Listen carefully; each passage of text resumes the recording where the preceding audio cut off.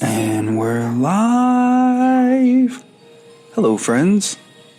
This episode of the podcast is brought to you by the Phoenix House of Sexual Assault and Domestic Violence Resource Center. If you or anyone you know is a victim of sexual or domestic abuse, please contact their 24/7 hotline at 575-942-1911. That's 575-942-1911. Also, brought to you by Fernando Montes, one of my good friends. He's been on the podcast numerous times. He's a entrepreneur. Yeah, that's the word, entrepreneur, with his practice in cosmetology. Well, just barber work, really. So if you or anyone you know is needing a haircut, go to nandothebarber1.booksy.com and book your appointment. And if you mention this podcast or anything to do with Hi Mom or Hi Dad, he'll take $5 off your haircut. Also, somebody else with that's a barber is Ray the Barber, and it's the same thing, raythebarber.booksy.com.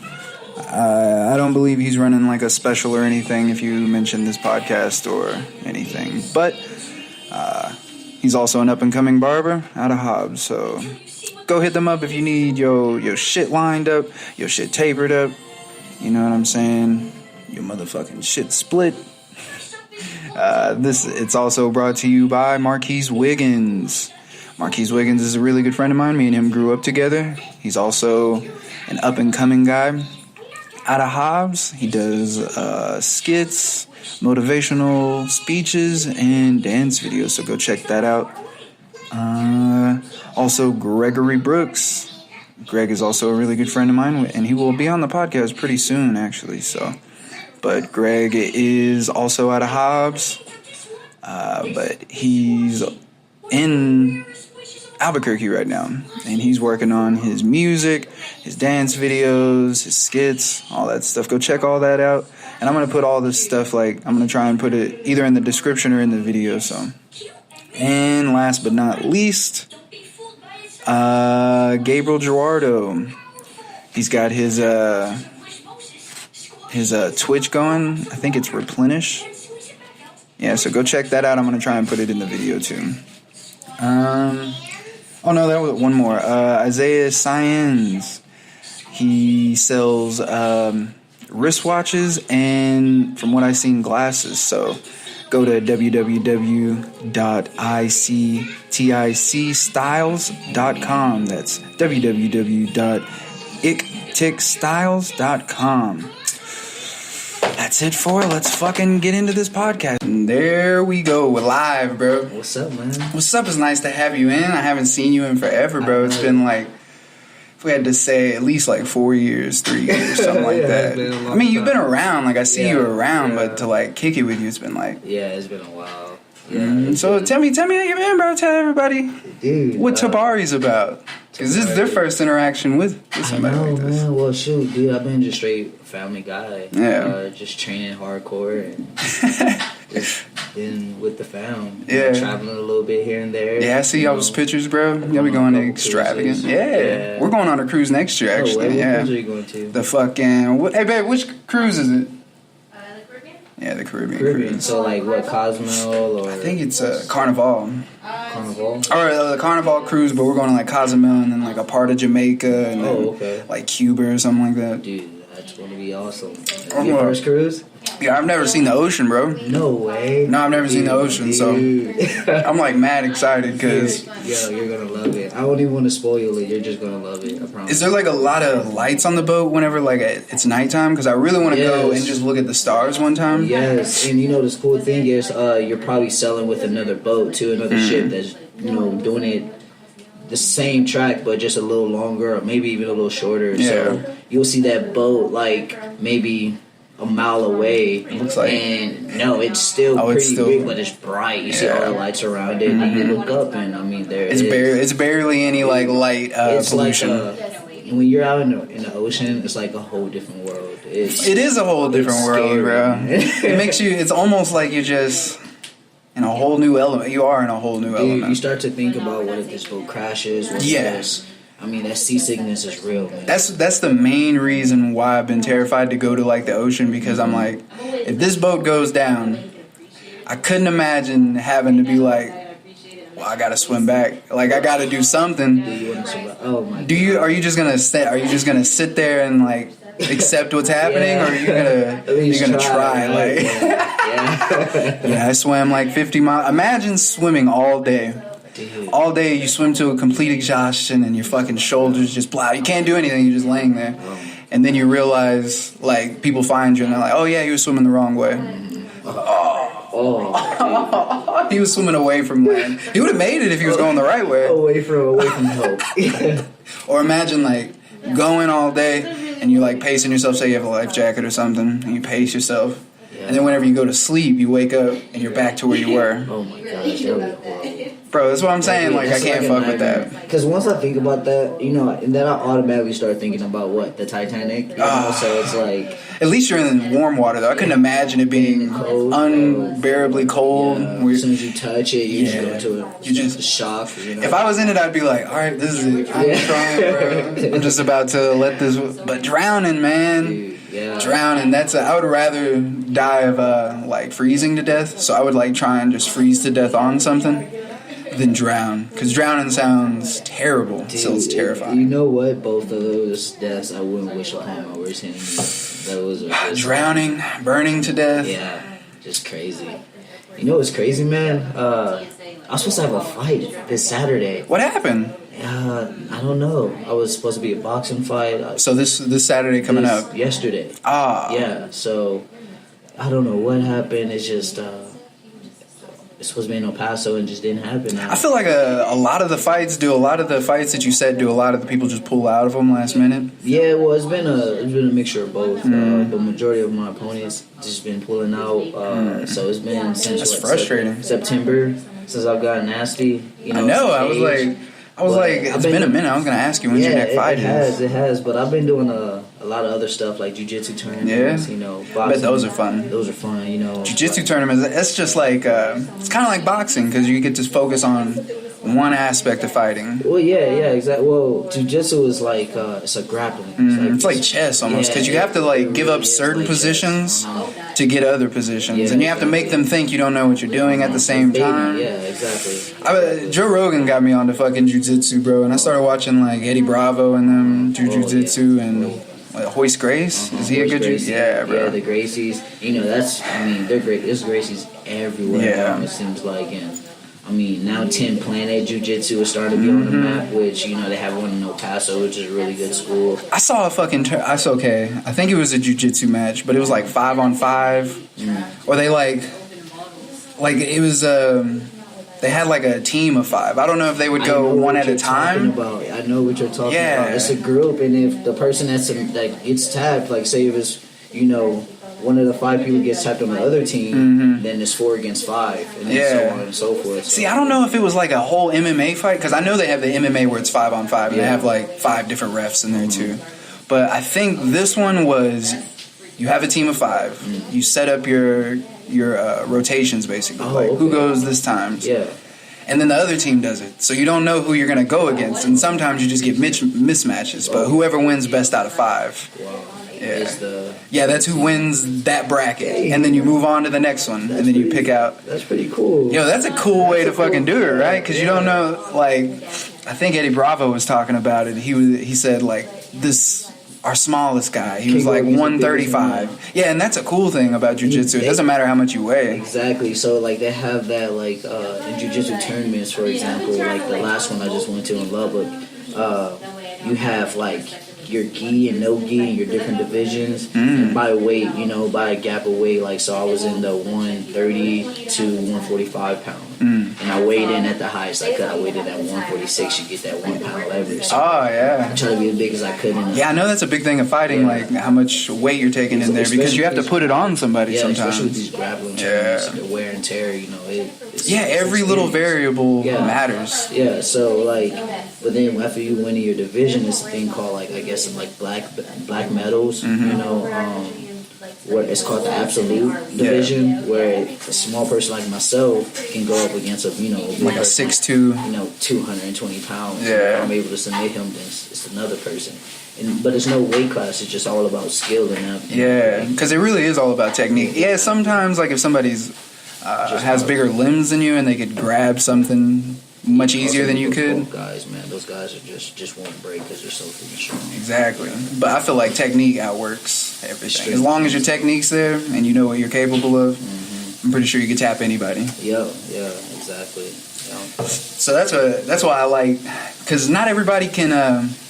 Like around here growing up, people didn't. If there was a fight, they would. If it went to the ground, then they would stand them up and stuff. I was like, this isn't a fight. Like I'd be at the fights, like this isn't a fight. Like I wish a nigga would try if I got you on the ground and pull me up. Like no, we just throwing hands. Like nigga, this isn't boxing. Bruce Buffer ain't here. I ain't getting paid for this, bro. I don't care what nobody say, man. If you're in a street fight, man, anything is possible. Anything goes. I kick nuts. No, I kick nuts. I hit eyes. I freaking. Niggas taking people's lives out here, so you have to. There's no rules out here. It's a street fight. What did Kanye say? He says there's no church in the wild, bro. Amen to that. Either survive or you don't out here. Exactly. But that's one thing like that wanted to make me do MMA because I want to feel comfortable, like regardless of like what your skill level is. You know what I'm saying? One aspect, like if somebody was to press you in the streets or whatever, your emotions wouldn't take over because you've been through it so many times. Exactly. You've been in like fights, you get to see clearer. Especially those street fights doesn't last as long. No. It's like a punch too. Yeah, so it just. I mean, now that I've been, into mixed martial arts, I don't try to pick those street fights. Yeah, it's not wise because you know anything could happen in life. Exactly, and it's just a certain matter of respect for myself and my family, my peers, my coaches. And just to realize, like, all that outside drama isn't really worth it anymore. I think they had, like, I heard this one phrase. He said, if you wanted people to stop fighting so much or like being reckless, then you need to teach people how to fight. Because when you know how to fight, then you have a respect for it, and you know, like, oh, if I hit somebody in the head, anything could fucking happen. You know what I'm saying? They could lose their life if I hit them in the right way. Exactly. And I mean, the sport. If you look up like. Worst sports to get into, it's, you got boxing, MMA, you got horseback ride or, bull riding and stuff like that. Oh, bull riding does do a number on your joints, bro. Yeah, so, like, those are one of the three, dangerous sports, but if you ask any doctor, getting hit in the head is always... It's football, bro. It's not safe. Football, too, yeah. Football is... If I could go back, I wouldn't play football, bro. Yeah. If I'm being honest, because I played football literally from... I think I started in second. That was flag football. Yeah. 2 years of flag football, and then 4th grade I started tackle. And then I played tackle all the way through 12th, bro. Wow. And that's when your brain is still developing. It's still developing. Like, think of how many hits and I was being an outside linebacker and like a running back. Oh, yeah, so you're giving a lot. Giving a lot, taking a lot, bro. And they say even just like, whenever you hit people with your shoulder, like you get hit with a shoulder and your like head bounces back, that's not good for you. It's not. No, you're rallying your brain. Your brain. Our brains aren't made to like jiggle around. They're not. We kind of evolved. The lack of danger has made us evolve into like pussies, kind of. I feel like we're real fragile, but it's good. I feel like. And I agree. I wouldn't have played football if I knew, how much it impact your head. Nor would I would have fought, but I don't know why I do it. Hey, well, the amount of times you get hit in fighting, like actually get cracked, where it probably makes your brain jiggle around, is way less likely than patting yourself up and then heaving yourself at people. You know what I'm saying? Because even rugby's way safer than football because you have to learn how to hit people without hurting yourself, and you have to learn how to fall without just. Because if you have those pads on, it gives you like a false illusion that I'm safe, nothing's gonna happen. Exactly. I agree, dude. So with the fighting, like, I can't let this motherfucker hit me. Right. But in football, I didn't care if I got hit. Running back, you can't worry about it. You gotta fucking brush them off. Yeah, you're gonna get hit. Yeah, I mean, as soon as you have that ball in your hand, you're a prime target. Before you even get the ball, they're like, this nigga's going to get it. I can tell the formation. About to run a 34 dive. And the safety's like, they're going to run a 34. Bro, growing up in Hobbs, it low-key was a real drag because it felt like we didn't have enough plays or something like that. Or people the way the coaches called the plays or whatever. The other teams just... Were y'all spread or... Whenever I first got to high school, we ran the wing tee. You know what the wing tee is? Yeah. It was a reverse wing or just regular? No, it was regular wing tee. So you have quarterback under center, a halfback, and a tailback. Yeah. And then you have a wing. Sometimes two wings. Who's always in motion. Yes. Like either they motion or you motion them out, or you know what I'm saying. And a tight end. Did y'all have like... That's kind of like ours growing up. Like in my freshman school I went to, but ours was reverse. Yeah. But so was it like a lot of handoffs, like Bro, a lot of trickery? handoffs. A lot of trickery. Yeah, the whole thing was to throw whoever had the ball off. So fake to the wing, fake to the tailback, toss it to the halfback, or fake that and then dump it to the. But it never worked because our box was always loaded, and nobody knew how to block or anything. Yeah. So, but I mean, for a small school, man, Hobbs, they have some sure talent. Like, are we a small? Would you consider Hobbs a small school? Because we're like 6'8". Well, small town. Because if you think about it, yeah. It's a decent sized school. I think we need another high school. Yeah, I agree. I think you need 2 high schools. I think you need for sure a private school, private high school. Because it separates the talent just a little bit. You know what I'm saying? Yeah, kind of condenses it. But then it would only be for the wealthier kids. Yeah, true. You have to think about that. You got to think about that. But then that would kind of make the poor kids strive harder. Like, we ain't got shit, but we're going to beat these niggas' ass. If you think about the grade, not trying to be, stereotypical. Or however you say the word. But, I mean, a lot of the grades come from poverty. Mm-hmm. It takes pressure to make diamonds. It does. But pressure also can make... I like that. It takes pressure to make diamonds, but it also makes coal. Pressure makes coal. So that's the yin and yang to everything. Like, some people rise above the pressure, and some people just let it crush them. And that's the pressure of being an athlete, too. It really is, yeah. It really is, because you want to be that guy, but you also don't want to let down so many people. Exactly, because you feel like you have so much on you, especially being a fighter, because you're the only person in there, and so it's all on you. All the work that people did with you, all the people who cooked your food, if you couldn't cook for yourself, or picked up a shift or for you or whatever, you know what I'm saying, that just was there on your whole journey. It feels like, I have to do this for them. Otherwise, it was a waste. Exactly. So, I feel you, man. I couldn't imagine it. It's a lot of pressure. It is, especially when you have so many people who believe in you. That's a lot of pressure. I mean, I feel like that's for any athlete, though. Yeah. I know. I look at like Conor McGregor and stuff, and I feel like his journey was cool. Did you see the movie? I don't think I think I watched a little bit of it. I started it. Dude, yeah, it's a great. Yeah, it's a great story. Great documentary. Yeah. I feel like he's a great person. I think he just plays a character like whenever he's fighting. He said it. He said it's to build. It's to make money. Yeah, you gotta. You're making money. You're building a culture. You're building the UFC up. Look at anybody else who's became successful, like through an art that they provide. They kind of create an alter ego. Like Nicki Minaj is. I don't remember her name, but she has like an alter ego.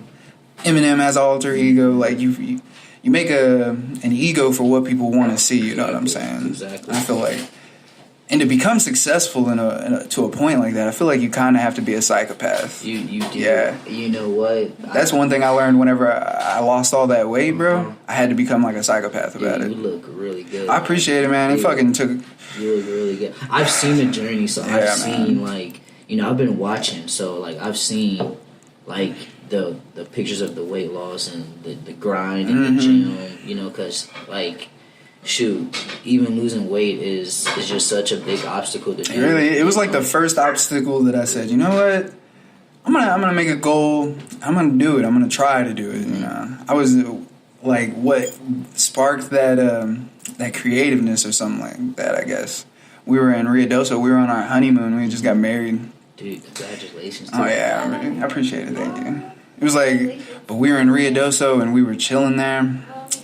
We took some mushrooms and we were just walking through the forest, and then what an adventure, huh? Yeah, like we just went on an adventure and we were sitting there and like I was just meditating a little bit. Like we brought a blanket and we were meditating, and I was just feeling like a tree, and then it just felt like the mushrooms started talking to me, and it was like, how can you claim to be like a a conscious being or like a being that's in control of his reality, when you can't even take care of your body, you know what I'm saying? Oh, yeah. You don't eat right. You're always listening to that little bitch voice that's in your head. Like, if you looked at yourself right now, would you say you're the best version that you could possibly be?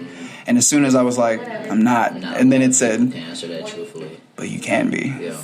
And then it just all made sense. Like, every time it came to a decision, I had to, like, a lot of people make the decisions on autopilot, I feel like. Oh, yeah. So they're not conscious of it. They're just like, oh, I'm going to eat that, or I'm just going to chill here. So every time I came to a decision, I could be like, listen to the voice that's trying to make an excuse, like, oh, you don't got to do that, bro. You don't got to go work out today. You worked out yesterday. You're sore, you know what I'm saying? Or you could listen to that one that's like, bro, get your fucking ass up. You're not being a bitch about it. Like, this is what you said you were going to do. So get the fuck up and go do it. Thank you, dude. And working out, like, builds longevity. You know, you feel better the longer you do it. You want to be able to, you know, if you drop something, you want to be able to pick it up when you're older. You know? Exactly. I want to be able to walk around without getting tired. Exactly. I want to feel energized all day. I want to sleep good at night. Exactly. I don't want to be taking gnarly shits all the goddamn time. Like, my stomach's hurting all the time. You want to be able to, like you say, you want to go to the mountains. You want to be able to at least, you know, have a good hike. Exactly. Like, and not be out of breath the first, like, 10 minutes. And that's why I think that's why the mushrooms are like, look at how tired you are, bro. Exactly, like, you out here talking about you conscious. And you know what? I believe in meditation so heavy. Oh, bro. So heavy. Oh, let me shout out my boy Dante Bailey, my strength and conditioning coach. Shout out Dante, bro. Shout out Dante. He actually embedded that quote in my head when we were getting together, going over this workout plan, where he says, "You need to work out. You need to be flexible. You need to, you know, have that type of lifestyle because it builds longevity. You know, who wants to." You know, not be able to pick up a pencil if they drop it, not be able to pick up their fruit, you know. Yeah, because that's a real thing. I see all these old people, they stop moving. I feel like that's what gets you. Hold the bar and get on one knee. Like, who wants to do that? So, exactly. I want to be able to run around with my grandkids and, you know, God willingly. And especially, like, the way technology is advancing, maybe we might live for a couple decades, bro. Great grandkids. I already think there's cloning. Oh yeah, no doubt, bro. In medicine, like we were talking, like that movie Us. Did you watch Us? Dude, I did. What did you take away from Us? I want to hear what you thought about it. I didn't like it. I thought it was weird. You didn't like it? You know, I don't know. I'll tell you what I think. What he was like saying underneath, like I would love saying. to hear what you think of it because for me, I thought it was an okay movie. I didn't think it was his best work.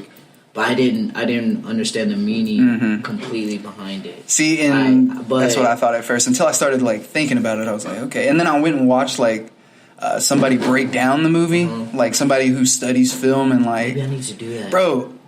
Any cinema that I watch that I don't completely understand, like Rick and Morty or something like that, I go listen to people who like breaks it down. Yeah, who know about more about like philosophy and everything. Dude, you know? just put a light bulb in my head. I never thought of that. I'm dumb, bro. Like, I don't think of all this stuff. I just memorize what other people say. Yeah, I do that with music, though. Yeah? Oh, yeah, every day. Every day. Like you'll Google what people took away from it? No, the lyrics? Because it's, you know, Genesis, right? Well, it's this app, Genesis, where they, you know, the artist live breaks down the music. Genius? Oh, Genesis? Oh, Genesis. Snap. When you said Genesis, I was like, Bible, okay. Okay, yeah. Oh, Genius. The Genius app. But yeah, Genius, right? So, thanks for that. Shout out to Sterling. But, no, they'll break it down live, and then, like, if you click on the app, like, the lines of the lyric, it breaks it down on the side for you. But also, I also interpret my own, I guess, way of understanding it. With music, I always get caught in like relating it to my own lifestyle. Yeah, like I always try and look for music that relates to me. I don't know why. Try not to. I try not to do that. I try not to. Yeah, just take it for what it is. Yeah, because I get too deep in the song, and then I start thinking outside of the box and start thinking irrationally. I'd rather not do that. So like. I love music and I love it. I love that it's his own art. Hi. What's up, handsome? So, man, that's what I get out of music. But I study music to a T. I study it all the time. That's cool, though.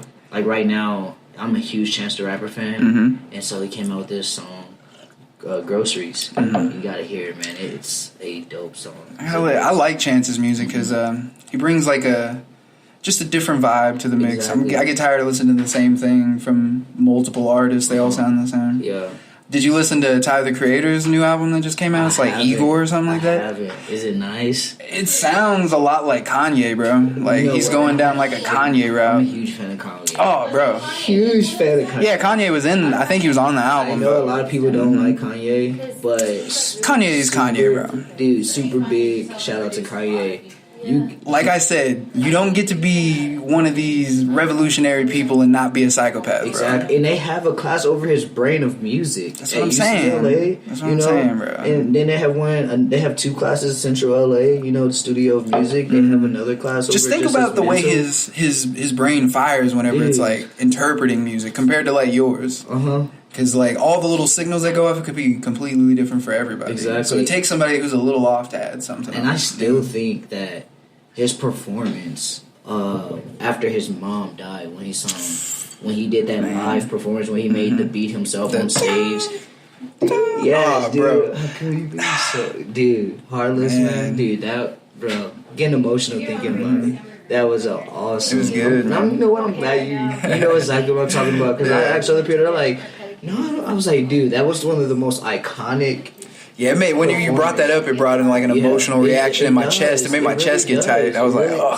Dude, that was such a... Because you know how much his mom meant to him. Exactly. You could tell. You could see it in his eyes. And you could tell Kanye with his mom, completely different person to Kanye without his mom. Exactly. And it's still expressed through music, though, which is pretty cool. You know, I really did like his last album. Easy.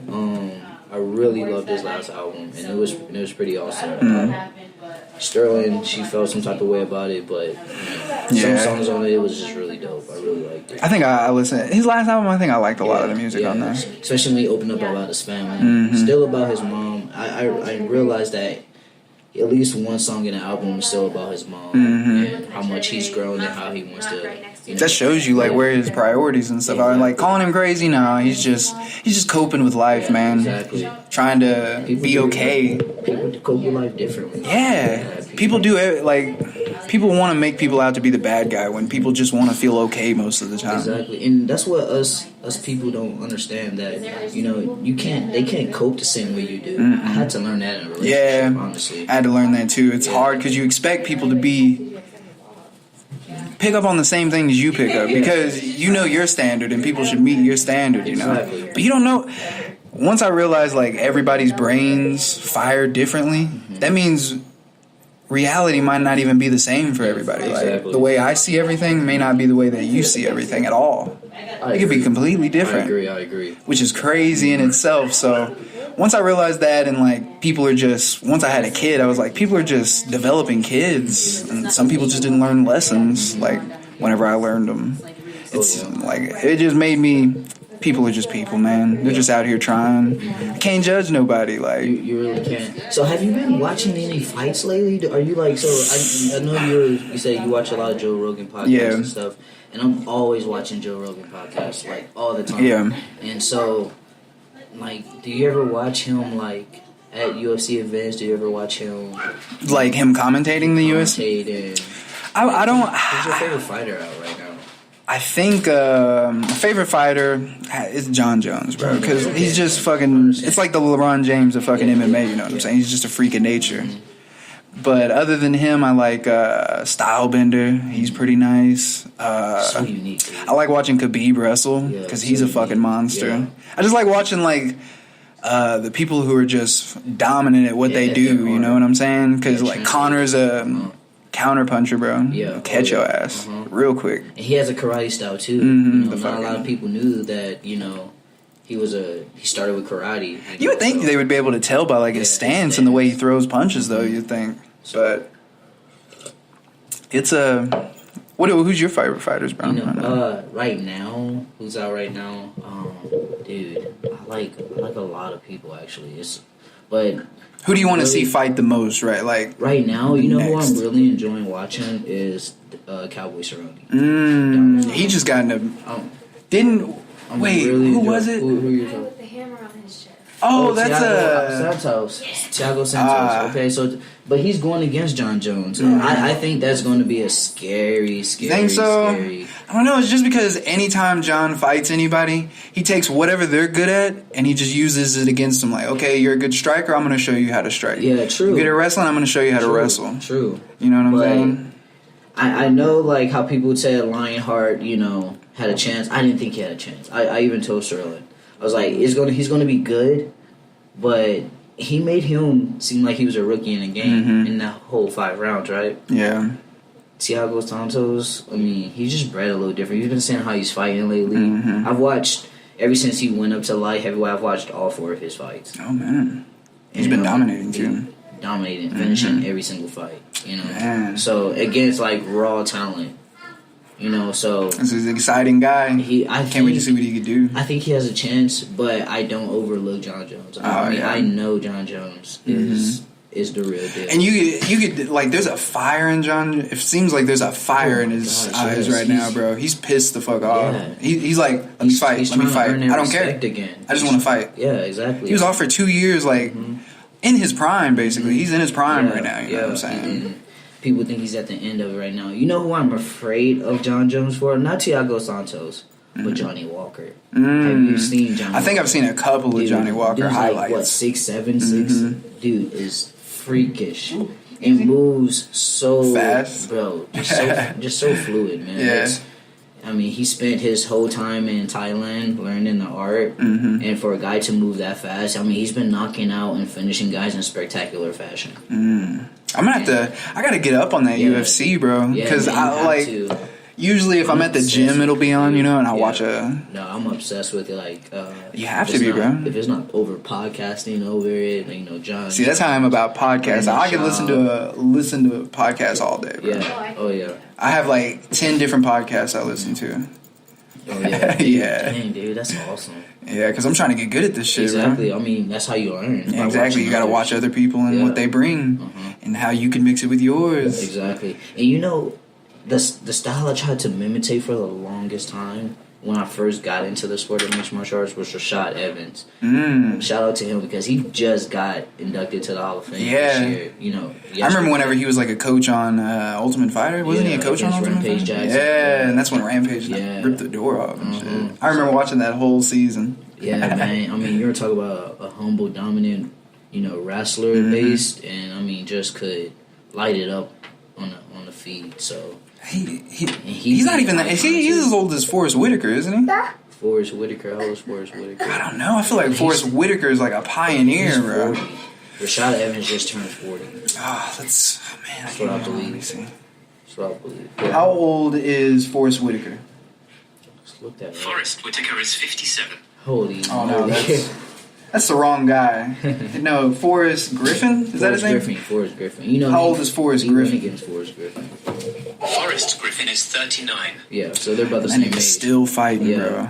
Golly. So, you know who else is a freak of nature that I like watching? I like watching Yoel Romero. Yoel, bro. He's a fuck. He looks like a gorilla up there, bro. People think he's juicing, dude. Nah, I think those are just prime-time Cuban genetics, bro. Oh my gosh. Prime rib Cuban genetics. That's the slave trade at its finest work right there. You know what I'm saying? You know what I'm saying? He's a fucking freak of nature, bro. Because he's in his 40s, too. Yeah, oh yeah. He's like 43, bro. Wrestler for Cuba, so... He said, did you watch him on JRE? They had Joey Diaz translate. Oh, wow. Yeah, no, he was talking about how they pick you at an early age. They'll see like how you're developing, and then they'll put you in these classes. Oh, you're a wrestler. Oh, you're a boxer. Oh, you're gonna play baseball. Oh, you're gonna play basketball. So they're basically scouting these little kids. Oh yeah, they see like the kids who look like genetically gifted. Yeah. And say, oh, he's showing promise in this and this and that. You know what I'm saying? Basically like what everybody else has been doing.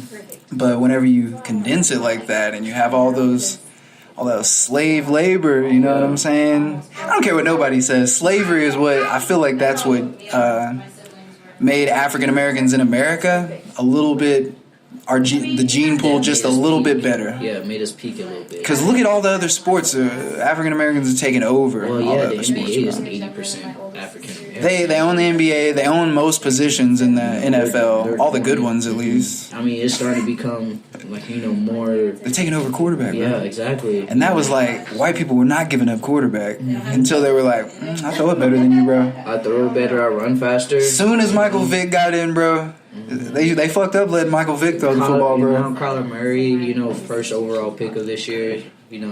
OU's quarterback, first 2 OU quarterbacks back to be picked first round. That's crazy, right? It's so crazy, yeah. That's man. crazy. OU out there scouting. Ooh, they got another black quarterback. They're reading them, bro. Yeah, so they got Alabama's quarterback now. It does seem like even the white quarterbacks, like it does seem like they're all. They have to be. You can throw it, you know what I'm saying, but that staying in the pocket and bombing it out shit is getting bred out of the fucking sport. You have to move. You can't run. You can't be no Peyton Manning anymore. Exactly. Bit by bit, man. It's going away bit by bit. And it seems like quarterbacks are kind of getting a little shorter. Maybe not like 6'6", 6'5", but like 6'2". Yeah, 6'2". Kyler Murray's 5'10". 5'10" and 140. Dude. People really thought he was 5'9", but his hair made him 5'10". So I really think that fool was 5'9". He's only like an inch and a half taller than me then. Yeah, but I mean, he's stocky, dude. Yeah. He is built like a I couldn't imagine. I remember when I was big, bro. I don't know how, people can put on that much muscle because it's easy cutting weight. I still don't know how to put on, muscle. Yeah. I could not put on muscle without putting on fat. Yeah, I've stopped putting on a lot of muscle. I'm just really trying to just maintain.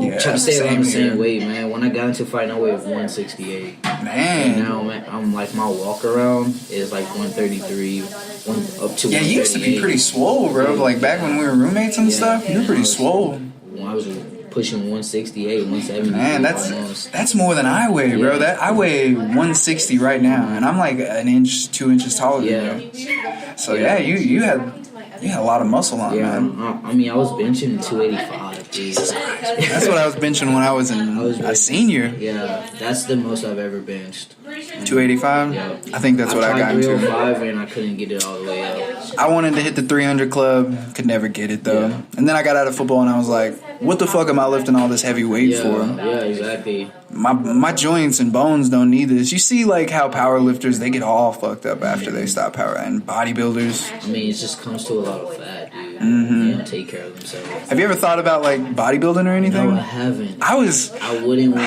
I mean, people said I should try. No. I feel like I could win. If I took it serious, I could win regional stuff. But at the highest level, bodybuilding at the highest level doesn't seem worth it. Yeah, it doesn't. No, man. You can't enjoy life at all. You're stressing yourself out. You literally have to keep a track of everything you put in your body. Aren't flexible. You're not. It's hard to maintain your body to keep up with your hygiene. If I was to do bodybuilding, I would go for more of the 70s, the physique look, the more natural and not mass. I would go for, I guess, a natural bodybuilding, because I'm not getting on steroids, yo. Yeah, exactly. Fuck them steroids. Everybody takes it like it's popping candy. And it's almost every sport, because people are just looking for edges. I had a friend of mine, we talked about it yesterday, actually. We were talking about steroids. He's a fighter, too, and he was just like, I thought about it. I was like, really? I was like, I've never thought about doing it, but I thought about it, in an aspect of, I don't want those symptoms. Yeah, I don't want the symptoms either. I don't want the symptoms. It makes your testicles shrink. Yeah. It makes your hair fall out. It makes your balls break out. Break out on your back and shit. It's just, you look unproportionate if you like bodybuilding weird. So it's just something, I'd rather do everything all natural. The only thing I'm taking supplement-wise is this thing called Animal Pack. It's basically a shredder to maintain, and then I take, my daily protein. So I don't take anything, bro. I literally I'll take a daily vitamin if I feel like I'm getting a little sick, maybe. How often are you stretching? Do you stretch? I try and stretch before every workout, Not mad stretching, you know what I'm saying? But enough to touch my toes, and be limber. I'm trying to get to where I can sit in the lotus. And it's taken a long time for my knees to get flexible enough to fuck. God, I remember one time I was stretching it and then it popped. Oh yeah. And it was sore for 3 weeks. I was I probably fucked that cartilage there. Ouch. Yeah, it was mad sore too.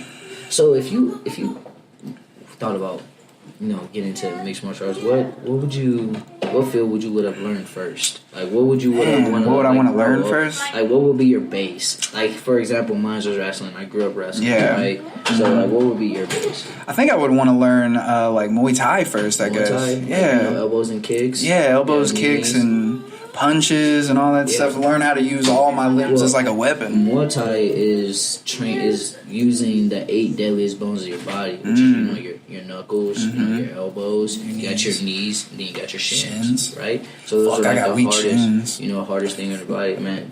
You gotta get some plywood and just start, or just them.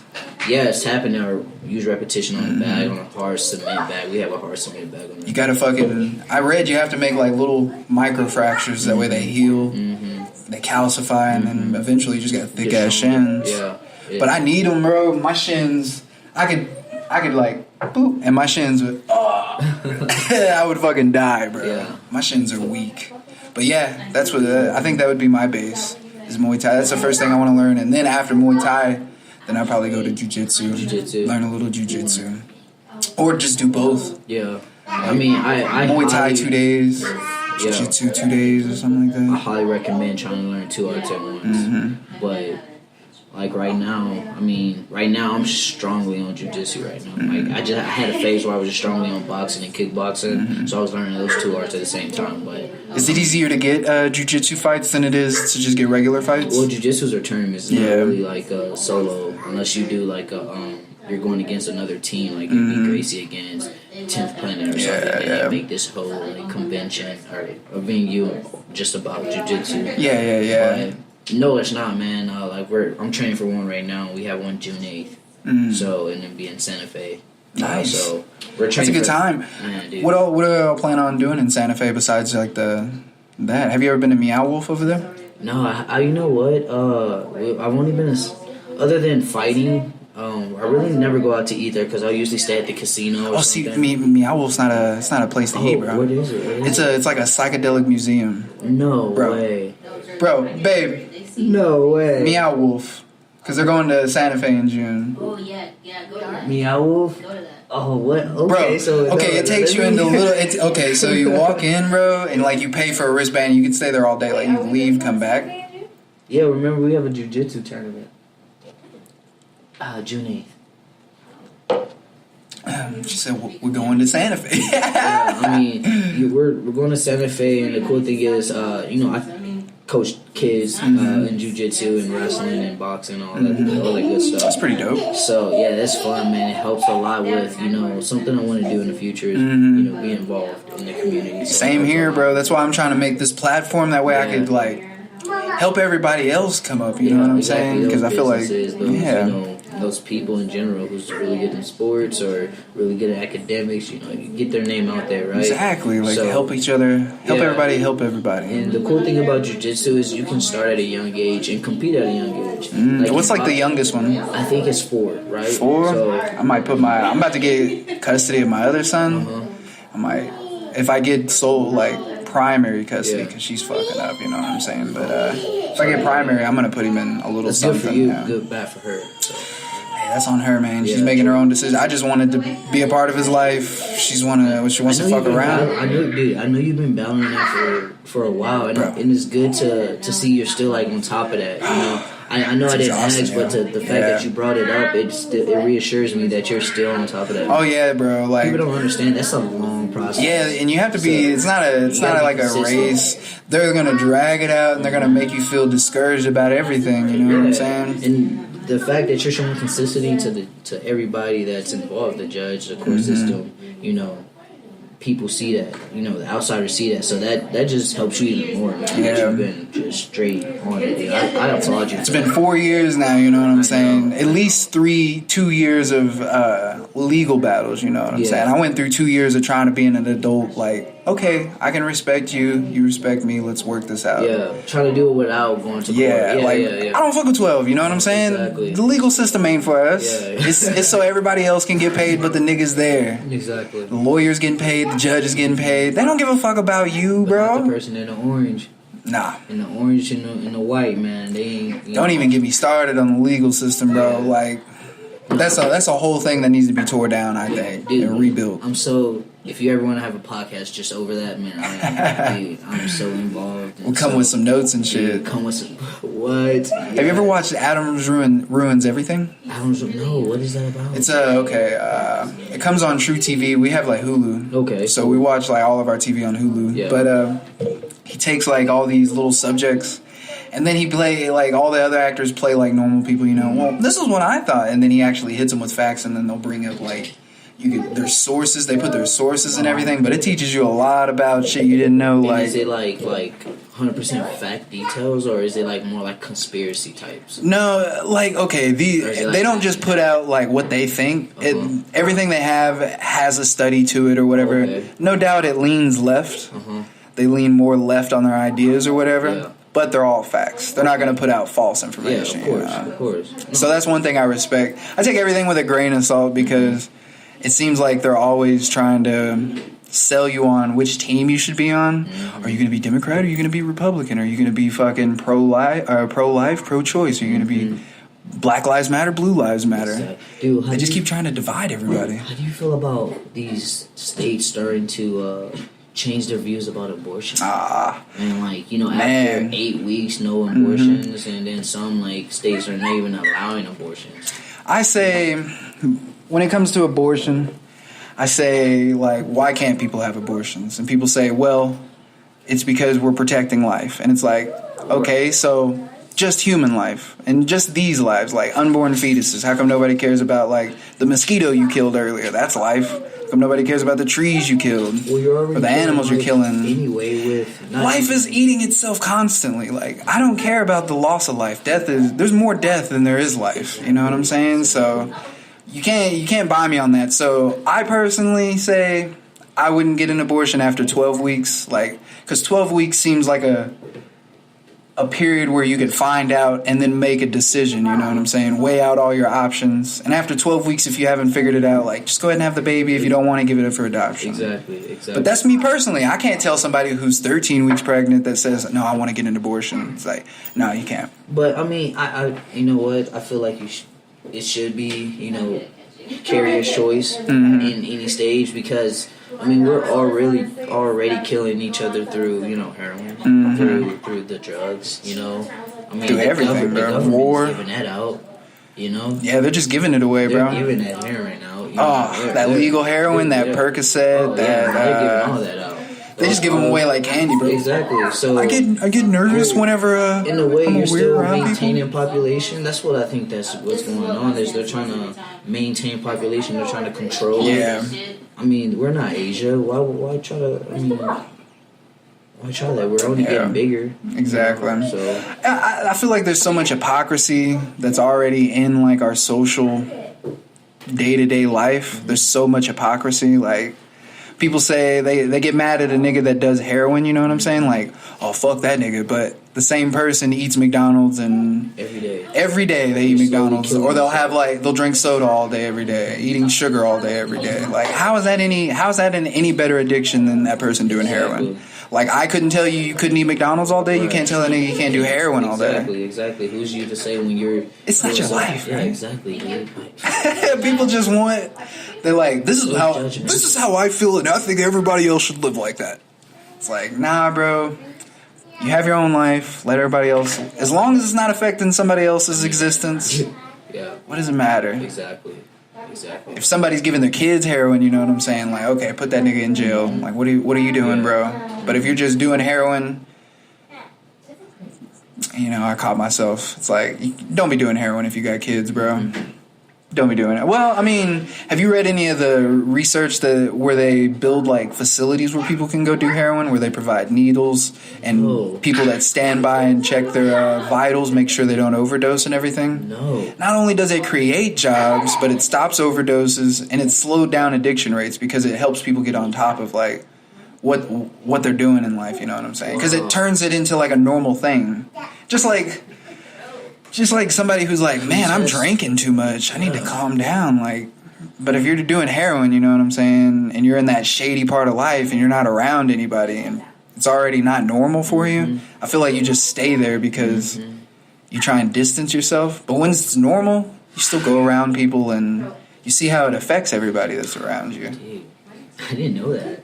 I mean, that was just something I was just thinking, like, riffing off the top of my head, because I feel like, because my sister, she got hooked on, like, methamphetamine. Oh, wow. And whenever she would go down, like, her holes or whatever, she would get real distant and wouldn't talk to anybody. And I feel like that's how a lot of addicts are. Yeah, they are. Because they don't feel like they can come around and feel normal. Nobody's accepting Exactly. it. And that's how I felt whenever I started smoking weed and doing psychedelics, you know? That leads to that overdose, or that leads to that, you know. Because they said nobody cares about me. Nobody accepts me for who I am. Well, shit, dude, if you're going to do coke, man, hey, man, do coke. I'm not going to do it with you. Yeah, I'm not going to do it with you. But I'm going to be here, you know. And if you do an excessive amount, I'm going to let you know, hey, you're on way too much coke right now, bro. Let's calm down.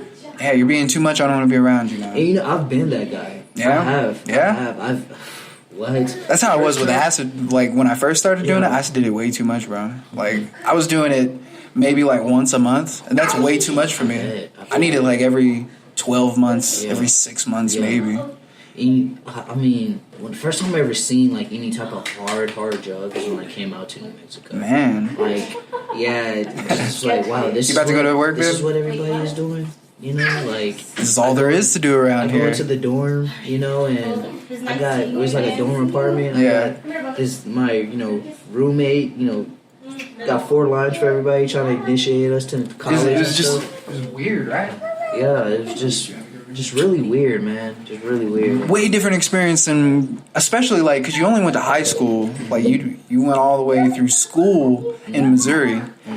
And then you came out here and it was like a different vibe. Because you're an adult now and you're by yourself. Nobody has their parents. Yeah. But you know what? I've never been afraid to leave the nest by myself and venture out on life. Yeah, me neither, man. I've never been afraid of that. I've always, from a young age, I've always been independent on, like, just, you know, I got to get it on my own. What about, like, just being alone, like a lone wolf, like not having the company of other people around you, like, constantly? You know what? I the older I get, the more I get like that. I know, right? You know, okay, so I found my peace being alone, being in the woods, being, you know, in the lake, at the lake. You know, we have a family lake. Yeah, you were telling me, man. So, dude, like, being there is just like a getaway, you know, and not being on your phone as much. Not, you know, and for a person like me, I'm always on my phone because of just everything, business, fighting, you know, family, because I don't live here. You know, all my family and friends, the majority of people I talk to every day live in St. Louis.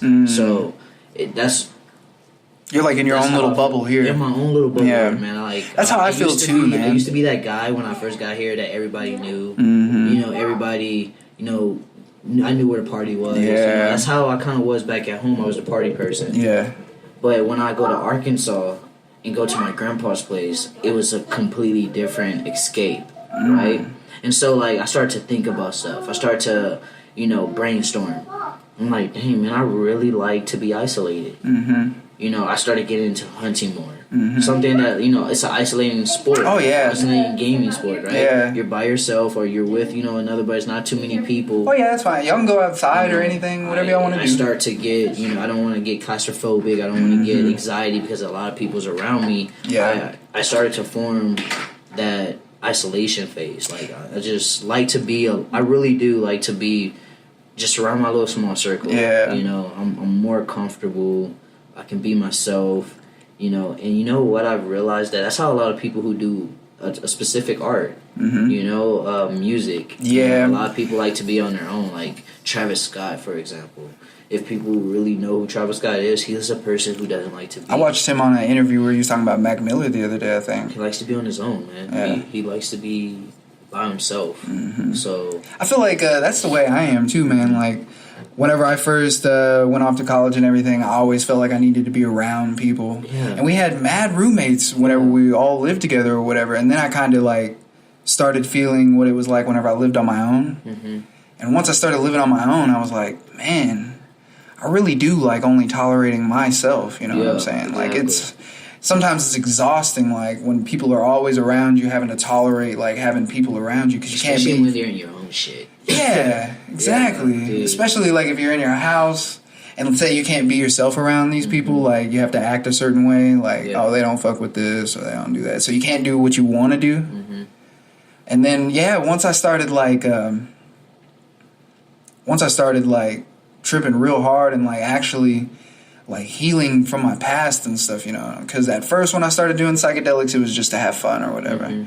And then I started taking doses where it felt like I died, I guess. Oh, wow. Yeah, man. I know what you mean, dog. It felt like I wasn't Devin anymore. Like that part of me, I'm Devin, I'm this old, I like these things, I listen to this, I talk this way, I say these words. That person like just dissolved away for a second, and I was just energy again, like in the rawest form, like love almost. And you know what's crazy, bro? I started meditating. You know, I'm so grateful for the sport of MMA because without the sport of MMA, I wouldn't have meditated. Yeah. You know, like you said, psychedelics was mostly something for fun, right? Yeah, that's not how really we started with them. Yeah, not really for something for me. And see, that's how I got into meditation was through psychedelics. Yes, it wasn't, at first it was something fun, not for meaning, right? So, like, when I meditate at the house, you know, I do it all the time. Put my palette down, go outside, either when the sun's rising or setting. Do you listen to music or do you just listen to what's around you? I listen to it on my app, you know, because it's a time meditation. So it's called Headspace. If you know I've used Headspace before. So yeah, that's what I'm on, and so that's where I go by. And just, you know, I do listen to the birds. We have a lot of bird feeders in the backyard. So the cool thing is when you're meditating, you get to hear those calming sounds. Just what's happening in this moment around you. Exactly. That's what I find beautiful of it. And my neighborhood is really quiet, so it kind of like when I close my eyes, I go back to like Arkansas, or go up to like the mountains in Alto, you know. So it kind of like puts me in that place momentarily, so I can, you know, like an escape from what's going on right now into your little happy place. Exactly. And I do hate when it's over because meditation is just so awesome. It's nice because you could just stay there. Oh yeah, definitely. If you're not into meditation, you know, start off with just 5 minutes. You don't have to be in a certain position. You could literally just be in your chair and get it. Be in your chair with your eyes open and just be conscious of the way you're breathing. Like, do you play around with the way you breathe? Oh yeah, play around with. I really focus on my breathing because it's that's all the meditation is. It's just conscious of your breathing. And see, this is why my ideas of drugs get so blurred, because these states you can reach just by controlling your oxygen levels and the way your body's processing the oxygen can take you. It's felt like I've risen out of my body sometimes. I don't know if you've tried to astral project or anything. It's basically you meditate. It took me probably like 45 minutes to get to this point of meditation. So I usually sit there for 5 minutes and meditate with like my eyes open so I can become present. And whenever I feel like my eyes can shut, then I shut them. And then I meditated for about 20 minutes, and then it started feeling like I was vibrating. I don't know if you got to that point yet. It'll feel like I'm vibrating like this. And I don't know if you smoke DMT or anything. No, I haven't. Okay. I'll go into that later. But you know, I've heard lots about it. I've seen, you know, that's the most in 15 minutes of intensity of your life. Oh, bro. You feel like it's 2 hours and it's 15 minutes. It's something, man. I've only been to the waiting room. I haven't broken through. You know how people say they break through to the next reality? I've only been in the in-between, where I didn't take enough to get all the way through, but I got enough to take me out of here. Yeah, to just open the door and just get a little taste of what. And let me tell you, one hit, like one decent bong rip of it, and it felt like the way I was vibrating was 10 times more violent than the way I meditate and vibrate. Wow. Yeah, it felt like I was rocking out of my body. Holy like I was about to take off. I'm telling you, bro, but okay, so like I'm meditating and then I could see myself vibrating. And then it'll get more and it'll feel like I rise up. And you know, like how molecules, you know how you remember the Jimmy Neutron where like it would show all the molecules doing that? Okay, yeah. Sometimes it feels like I'm turning like that, and then I'll speed up sometimes. But I've gotten to the point where it felt like I was coming out of my body, because when you do it, you have to go through all these little steps of relaxation. And then whenever you finally get to where you're, because almost every breath feels like you get another level of relaxation, I was holding that muscle or that muscle or that muscle. And you just sink into like you're sinking in kind of like a sofa, like a soft sofa. Yeah, it's like you're just sitting in lotion almost. Yeah. Just sinking in, right? It don't feel like you're in your body anymore. Yeah. And then you want to what I did is I envisioned like a rope drop down. And then I wanted to, like, you have to envision, like, all the details in the rope. What's the rope made out of? What does it feel like? What does it smell like? And then pretend like you're pulling yourself out, like, out of your body from the rope. And I got to where it felt like I was up here, and then my phone went off. Like, somebody called me or something, and I was like, it felt like I just... And then you back into reality. And then I was like, damn, that was intense. It sucks. I gotta fucking wait again. It's like when you're like, it's like your soul leaving your body, but it's almost there. Kind of like Scooby Doo, you know, the little Scooby Doo movie when the souls are coming out. Yeah, and then they fucking. Yeah, so that's kind of how I. Or like when you need to sneeze, and it's like right there, and then you're like, this isn't happening, I guess. Exactly, dude. Yeah, and you know, I've meditated to the point where it's been like that, where I just lose complete reality of where I'm at, and that's I think that's necessary. Special, but it took a lot of work. It took a lot of times. It takes a lot of practice and patience. That's one thing. Because people think, you know, this is dumb. No, just sitting here and breathing. Yeah, it's the most fundamental thing that we learn how to do, which is why, like. Interrupt us, sorry, but I think he might have gone to the bathroom. Just to let you know. Oh, okay. Okay, I'll change him real quick. Yeah. We can fucking. Sure, dude. Let's pause this. Hold on.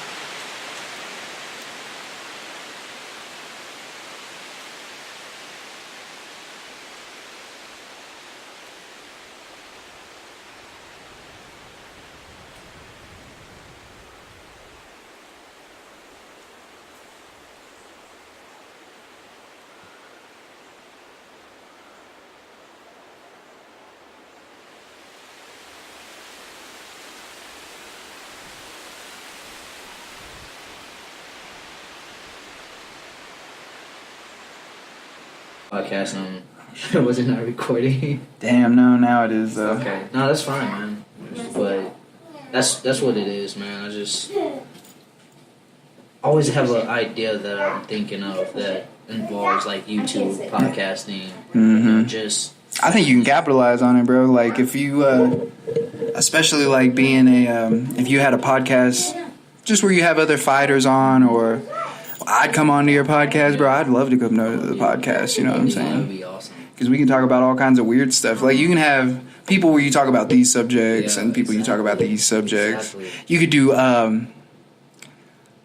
it would make more sense if you did, like, a fight companion. You ever watch a fight companion? Where they just throw on, like, on Joe Rogan, they'll just throw on a fight, and then people will come over, and then they'll smoke, and then drink, and watch the fucking fight, and just talk. Like a reaction video. Yeah, like, sometimes they watch the fight, sometimes they go off into conversation, You but... know what I just, Hotbox. Have you ever heard the Be Reals?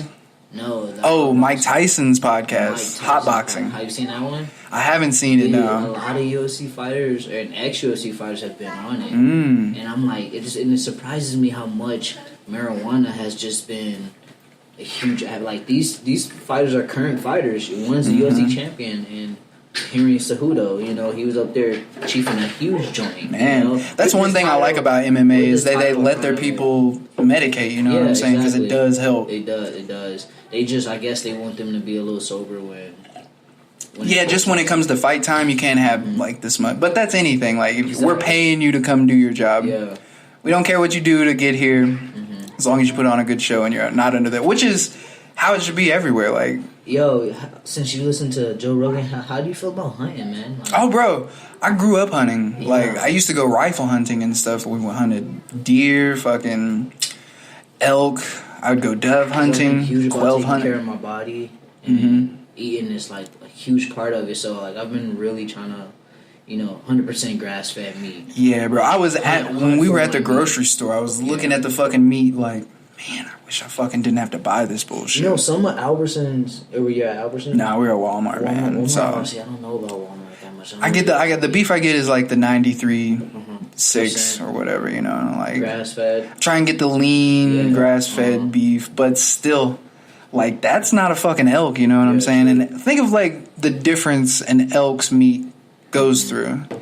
It spends its whole life eating grass like a cow, you know what I'm saying? But it's running through the mountains all day. It's a fucking athlete. Those are the animals that, you know, in the United States that have one of the widest territories. You know? Exactly. Like, so they migrate, you know.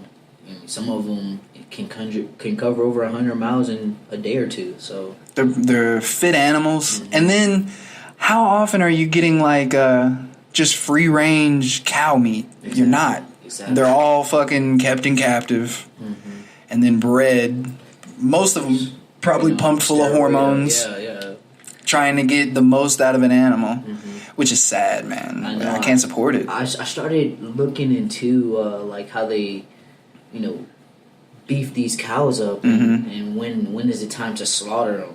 Like do they have to be at a certain weight? Do they have to be so big? A certain length. But yeah, they're doing it now at like 1,200 pounds. So like a cow, the cows really don't butcher them up at 1,200. Like most of them were 700, 800.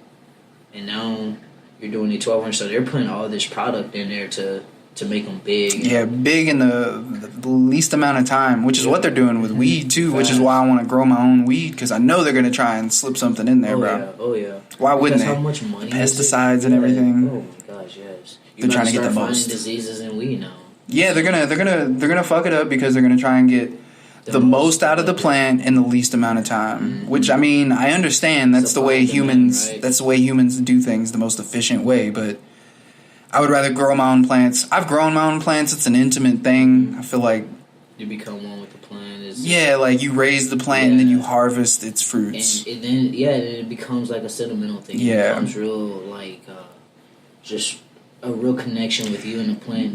Exactly, because you get to see, the sacrifice this plant's giving up for you. You don't just see the final product. They work their blood off to grow. And that's why I want to fucking hunt, because I want to. The sacrifice should be earned, I think. Oh my god, it is a special feeling. And I don't even want to rifle hunt. Like, I think I should do it. I should have to use the most skill that I could use. You know what? To harvest That's why a lot of people use bows. Yeah, it's a real skillful. And I just bought me a bow about 3 months ago. Man, it's a skillful. How's your fucking shot getting so far? Within 40 yards, I have an accurate shot. So, what about like if you were to walk up on like not just 40 yards? Think about like the tracking, following the wind, staying downwind. And then getting within 40 yards of an elk. That's the beauty. And then lining it up and fucking. That's the beauty of it, dude. That's the beauty of it. And then just think of all of everything that has to come together, all the variables for this one moment, and then be perfect. Because you don't want the animal to suffer either. Has to be perfect. Yeah, your shot has to be perfect. Yeah, like that's when I started like listening to people who hunt, like actually hunt, and understanding. Oh, not everybody just out here to hang up an elk head or whatever, because that's what I saw when I was younger. People wanted the horns and all that. You know who I love, and I've read both of his books. Stephen Ranella. I've heard of him. Yeah, he's been on the JRE podcast with Joe Rogan. He's went hunting with Joe Rogan, but how he makes hunting feel and how he makes hunting so enjoyable, that he understands Mother Nature. He understands. It's called Meat Eater, man. You ever look? Yeah, I think I have heard of it. Yeah, so. Man, he makes food and nature. He makes it look so cool, man. He makes you want to become a part of that type of wilderness, that type of lifestyle. Bro, the lifestyle I'm working towards, I want to get away from the workforce. It's it's fabric that it doesn't fit around me. You know what I'm saying? I've had so many jobs, and not one of them I woke up like I can't wait to go to work today. Yeah, exactly. Or the whole time I'm at work, I can't wait for time to pass. I know I only got X amount of time. I started off with X amount of time. I don't know where I'm at on it. So I don't ever want to go through a day where I can't wait till time passes. Exactly. I feel like that's not for me. That's when you're unhappy, man. Exactly. So I'm trying to get out of that workforce. As soon as I can make money by myself being my own boss, I want to get my own land. I want to have my own garden. I want to be hunting my own meat. You know what's crazy? And harvesting my own energy, bro. I want to open up like sort of a hunting lodge, but first, before that, I want to open up my own deer farm. Deer, antelope, black buck. So you take them from whenever they're babies, you let them stay on the farm, and then whenever they're ready for, and you breed them out there. You know what I'm saying? Throw them out there. It's a huge growing business. Especially with. What people don't know about elks is their antlers are seasonal. So Yeah. And then they go through 2 stages. They only have the antlers whenever it's mating season because that's the only time they don't give a fuck about being hunted. Exactly. And they go through 2 phases. They have the velvet and then they have the bark, right? And the velvet And they have to scratch the fucking velvet off. The velvet are way more they're pretty, valuable. bro. They're pretty. Yeah, way more valuable too. So with that being said, I've done a bunch of research on how to raise a farm, what states allow what type of animals, which is Texas, you got Arkansas, you have Missouri, you have most of the Midwestern states that are huge, like Montana, and Nebraska, and like Illinois, Missouri, Arkansas, Nebraska, the Bible Belt, that just hunting like belt, just center where Oklahoma, for example. Now New Mexico is starting to become on the map. New Mexico is actually one of the best. We have some of the biggest deer. I heard the mule deer. Yeah, they're actually a mule deer is a white tail and a black tail together, and it produces a mule deer. It's a big ass deer, bro. Deer, dude. The biggest deer I've ever seen was actually here in Hobbs. Word? Where at?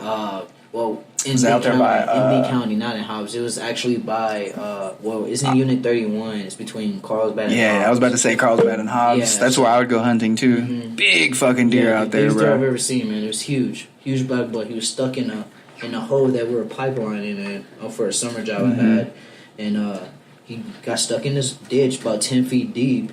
And he runs from one end and realizes that it's blocked and went to the other end, and he had enough momentum, he jumped right over. Oh, bro, athletes. Huge, bro. They got hops. It scared the living crap out of me, so. You get a respect for them because you're like, that's a powerful animal. Yeah, you know what? I've had. Oh, yeah, go ahead. When I went elk hunting last year, that's when Have you ever seen like an elk? Like, yeah. No, okay, even the females. No, I seen them at full growth. I seen them like in their natural habitat. Were you hunting bulls or cows? We were hunting any antler, so it was we could hunt a cow or a yeah, because the cows get like 2, right? They get like 2 little nubs. Some cows don't. Like it just depends. Yeah. It just depends. But if they big do, it doesn't grow too big, right? God, that was fucking big, bro. I'm in the middle of the wilderness, man. Just stalking, and this is why I love New Mexico hunting. I don't necessarily like their draw limit. You have to draw to go hunting. Yeah, that sucks. But I think it's to control population. It is. Yeah. In Texas and like Arkansas, Missouri, you just go. You can just go. Get over it, or get a tag, and you limited 5 freaking deer. Which is crazy. That's a lot of meat right there. A lot of meat. Well, that's enough. 5 deer. One deer can last what? 6 months at least. I think. 3 to 6 months. I feel like one elk can last you a year to 2. This lasted us. Hey babe, when did we get that deer meat from Brendan and Alyssa? About 6 months ago. Yeah, I'd say around like October. We still have deer meat. Bro, 8 months, I'm so down to go hunting and like split a elk or whatever. I will pay to get it butchered and shit. No, turn it into jerky. I butcher. Oh, you So you do it yourself? The reason why is because I've known that a lot of people. You go through these butchers, sometimes they do a good job. They have the blood spilling through the packaging. Second of all, they steal some of your meat. Yeah.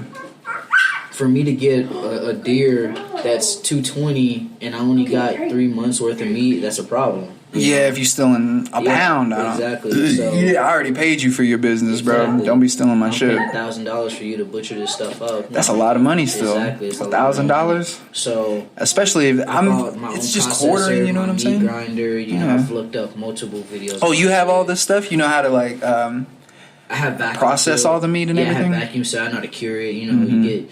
Curing is really easy. You get a huge cooler that you can, put the meat in if you want to cure it at your house, or if you have a deep freezer, that's better.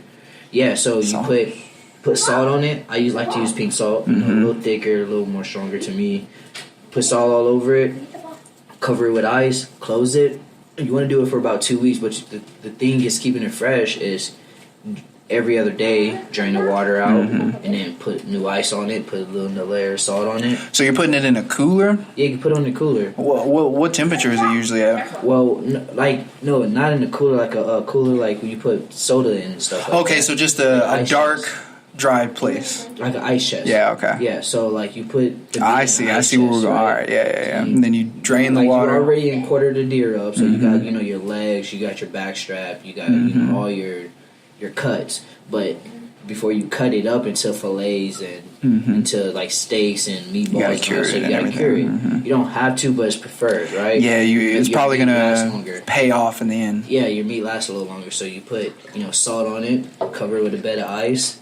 The ice is going to melt. You drain it out, drain the water out, and then put some more ice on it, put another layer of salt on it. Do that for every other day for about 2 weeks. You good, Your Gucci. meat is cured. You can vacuum seal it. You can cut your meat up. You can still Make your eat deer as steaks soon as and all you that. kill it. Don't get me wrong. It's still Oh, going to yeah. taste as good. You eat the heart whenever you kill it, bro? You take a bite of it? I haven't.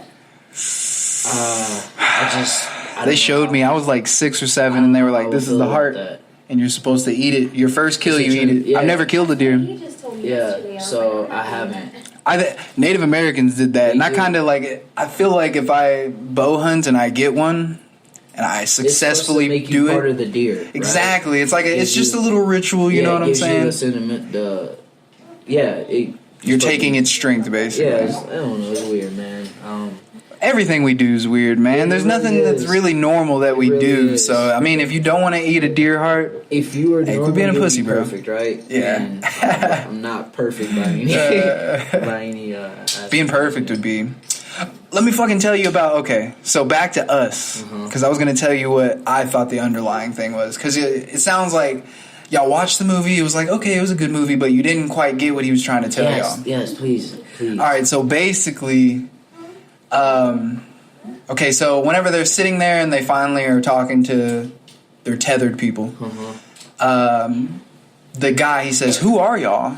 And he said, and they don't. And it's weird because she says, "We're Americans." Yeah. That's weird, right? Like that doesn't make sense. Why would you say that? Yeah. So this guy was a film theorist, I think is his name. He was saying the whole movie is talking about how everything on the surface looks nice and shiny, it looks okay, but underneath is hollow. It has no sustenance or anything. Hands Across America look good on paper, you know what I'm saying? They raised over like $10 million, but it cost like $7 million to do the whole thing, and none of the money made it to... Hands Across America was for curing homelessness and world hunger. None of the money made it to that, any of those problems. So it looked good on the surface. Yeah, we're Americans. We're doing something great. But in the core, it had no substance. Oh, wow. And it goes through the whole movie. Their boat, yeah, it looks nice. We have a boat. It's the American dream. It shows that we have disposable income. But it veers to the left. It turns off, on and off, out. It just keeps undercutting how the American dream is phony and how everybody's working towards it. Yeah, and... Because even the tethered, whenever It makes so those much white sense. people, whenever they're is that his? Does he sleep with it? Yeah, sometimes, yeah. That's how my daughter is. Yeah. That makes so much sense now. You remember whenever they're at the white people's house, the rich white people or whatever? Okay, so just to talk about them, how their American dream, they have money and all that. They have two twins, on paper they look perfect. But the wife, you could tell she's not happy because her husband's dumb. Like, you could tell their marriage is a sham and their kids don't really care about shit. And even whenever their tethered people come and kill them, you see the tethered girl go and put makeup on. Yeah. Like, she thinks, assuming this position is going to make her happy. Yeah. So it's basically how the American dream pushes, you need this. This is going to make you happy. You need this. It looks good on the surface, but when you get it, you find out it's hollow on the inside and there's no sustenance. It's because people really don't have true meaning for themselves. They don't really have value for themselves. Also, at the end, I peeped that the lady, she had been switched by her. Oh yeah, that was like the big thing. Like there was a switch, and you could tell. Like at the end, the little boy could tell kind of. He was looking at his mom like, I think the other one that was talking was would have been my real mom. But he put his mask back on, and they said people know, the people who realize that the American dream is a sham. Everything we do is a sham. America is a sham. Because they're working for something that's honestly unrealistic. Think about this, bro. To a certain point. This is what we do. Every day, me and you wake up and we go to work and we exchange this much of our time that we can't get back for X amount of dollars. We get paid for X amount of hours. And then we go back and spend it on the same people who paid us for work, because they own everything. 1% of the population owns more than 90% of the rest of the population. That's not accounting for like people like LeBron James and stuff like that, they're in that little 10% where they have money. But 1% of the world owns more than 90%. So the people who pay you to do these jobs also own these other businesses. Yep.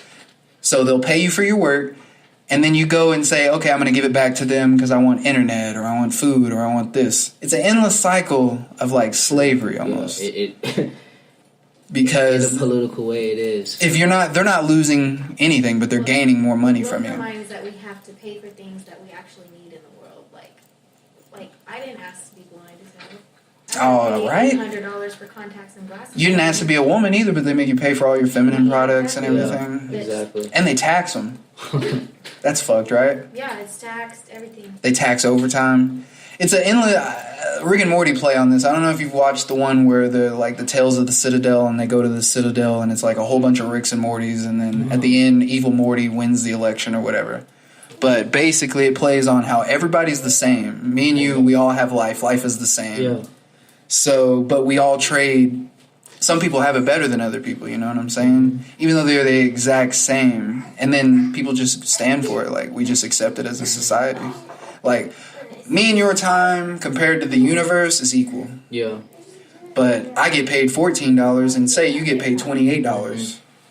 I mean, it's just, it plays on that a lot. But at the end, how it was talking about on us, the little boy peeped that his mom got switched or whatever. And he put on his mask. And everybody who peeps that, like, everything is a sham. Nobody does anything. Mm-hmm. They just put on this facade that they don't know what's going on. And then they keep going throughout their day. So maybe if you watch it again, think about how it's taking a stab at everything. I missed a little bit of it. Oh, I was high as fuck when I went and watched it. So it took me, a lot of the stuff went over my head, bro. I took an edible, man. I was like, oh, this movie's way too deep for me right now. I got to go back. Dude, I believe. And you know, speaking of politics, and going back to the food thing, I wonder why food makes us so sleepy. You know? You know, once I stopped eating a lot of carbs, like, because I don't do carbs anymore, I noticed that my body does better with fats. Yeah. And then I fast. It's a good thing. It's a good healthy fats, too, though. Even if it's not healthy fats, really, like, no doubt I get healthy fats like nuts and avocado and stuff like that, but still saturated fat from, like, beef. Oh, yeah. I'm not eating bullshit like chips and stuff, you know what I'm saying? But I limit my carb intake, and I don't get really sleepy anymore. I think it's the carbs. You think it's the carbs? Because even people, like, I was listening to Joe Rogan talk about the pasta in Italy is way different than the pasta in America. Because in America, they put, like, shit in the chemicals for when they're growing the wheat and stuff. And it's got to have, an effect on the way we process it. Yeah.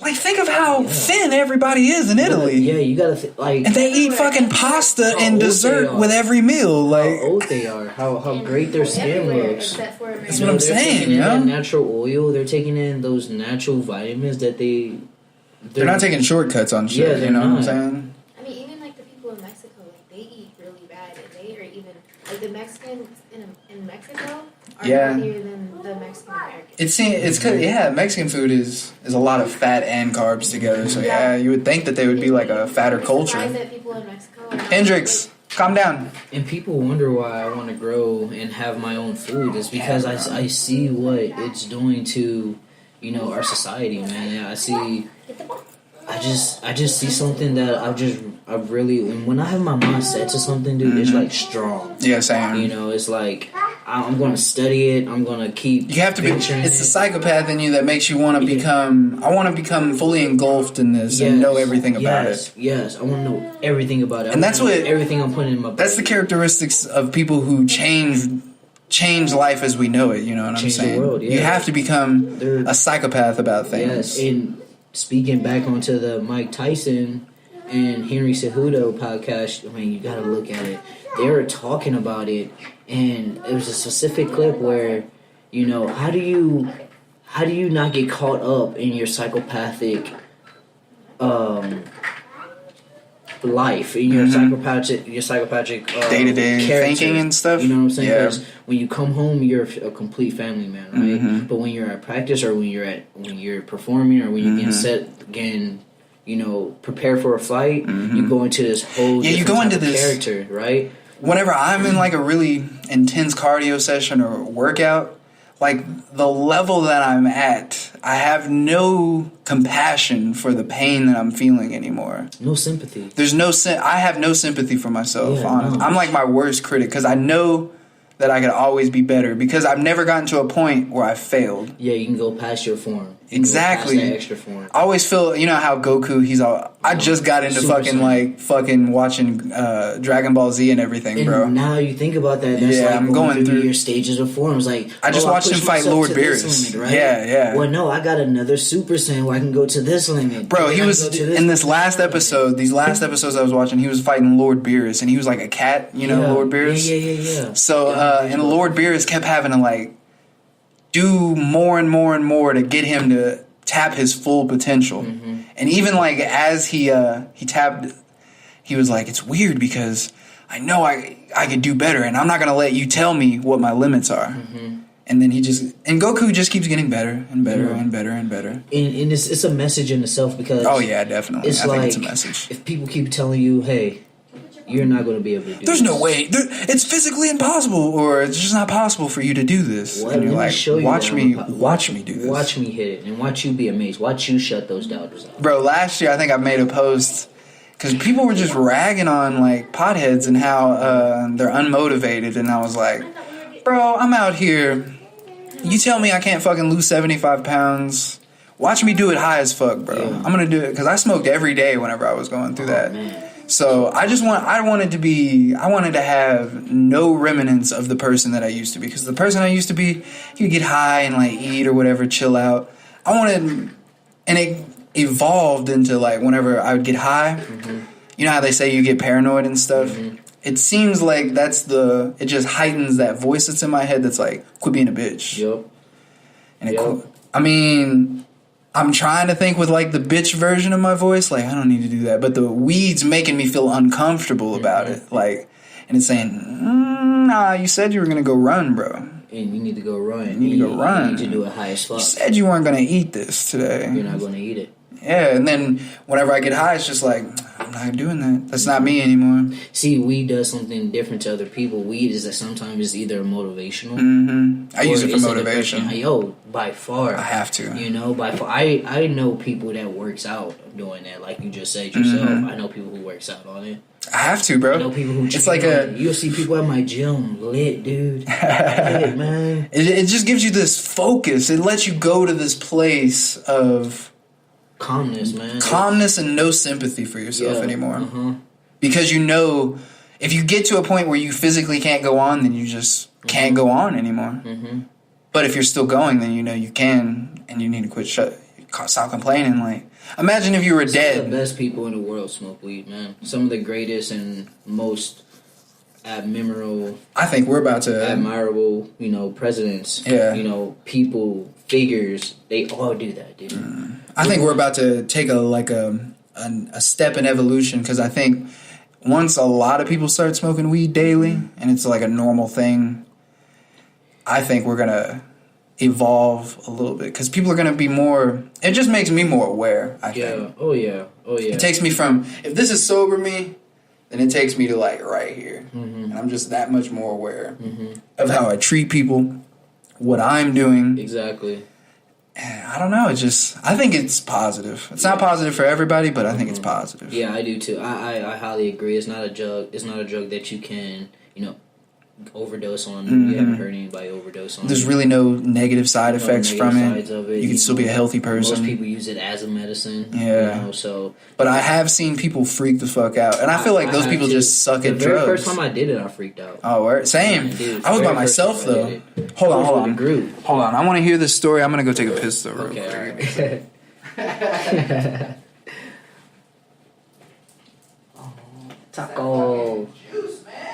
Hey, Taco. Hey.